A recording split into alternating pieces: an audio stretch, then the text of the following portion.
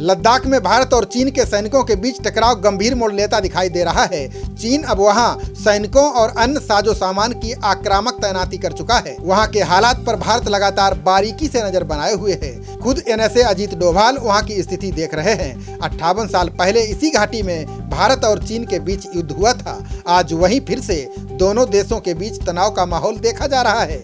इस घाटी में नदी के पास टेंट लगाने को लेकर भारत और चीन सीमा पर गंभीर तनाव की स्थिति बनी हुई है। भारतीय सेना ने कहा है कि चीन के सैनिक इस इलाके में टेंट लगा रहे हैं। चीनी सैनिक उकसाने वाली गतिविधियां कर रहे हैं। टकराव की जगह है गालवान घाटी, ये लद्दाख में है। वहीं पर गालवान नदी भी बहती है। 1962 के युद्ध में भी गालवान घाटी टकराव की जगह बनी थी। विवादित क्षेत्रों में टेंट लगाना चीन की सेना पीपुल्स लिबरेशन आर्मी PLA की रणनीति का हिस्सा है। चीन ने सीमा पर बड़ी तादाद में मोटर बोट भी तैनात कर दिए हैं। चीन ये डर्टी गेम उस वक्त खेल रहा है जब पूरी दुनिया कोरोना महामारी से जूझ रही है। दुनिया कोरोना से निपटने में लगी हुई है, वहीं चीन युद्ध करने के मूड में है। कोरोना वायरस चीन से पूरी दुनिया में फैला है। अब ये मांग जोर पकड़ रही है कि वायरस के फैलने की अंतर्राष्ट्रीय जांच हो। ऐसे वक्त में चीन की जगह जगह टकराव की हरकत इस मुद्दे से ध्यान भटकाने की कोशिश कही जा सकती है।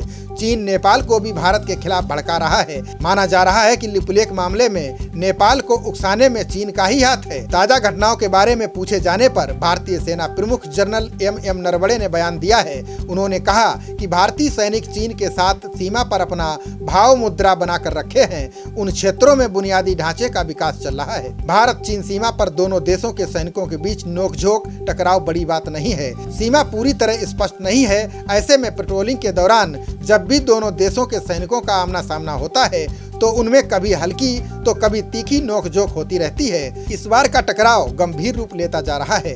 टकराव के बाद चीन ने अपनी ओर सैनिकों का जमावड़ा बढ़ा दिया है। चीन के सैनिक इस हफ्ते उसी क्षेत्र में सैन्य अभ्यास कर रहे थे। सैन्य अभ्यास में भारी हथियारों का इस्तेमाल हो रहा है। रिपोर्ट में यह भी कहा जा रहा है कि चीन सैनिकों ने पैंगोंग सो लेक के किनारे पोजीशन भी ले ली है। चीनी सैनिक मोटर बोट के जरिए आक्रामक गश्ती कर रहे थे। इतना ही नहीं, बताया जा रहा है कि भारतीय सेना ने जो अस्थायी ढांचा बनाया था उन्हें भी नुकसान पहुंचाया गया है।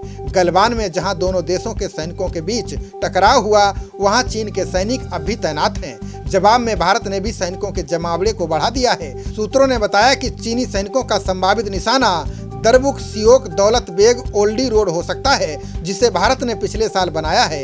ये रोड सब सेक्टर नॉर्थ के लिए जीवन रेखा की तरह है। गलवान एरिया में रोड और पुल बनने से चीनी पक्ष नाखुश है। भारतीय सुरक्षा बल पुल और रोड का इस्तेमाल पेट्रोलिंग के लिए कर रहे हैं। इसके अलावा इनसे स्थानीय आबादी का जीवन भी आसान हुआ है। ताजा स्थितियों पर भारतीय पक्ष ने विस्तार से कोई टिप्पणी नहीं की है। यही कहा है कि विवादित सीमा पर इस तरह के टकराव होते रहते हैं। इन्हें बातचीत के जरिए लोकल स्तर पर ही निपटा लिया जाता है। चीन भारत सीमा में अक्साई चीन क्षेत्र के गलवान घाटी में चीनी सैनिकों को सीमा नियंत्रण उपायों के साथ मजबूती प्रदान की गई है। सोमवार को यहाँ सरकारी मीडिया ने इस तरह की रिपोर्ट प्रकाशित की।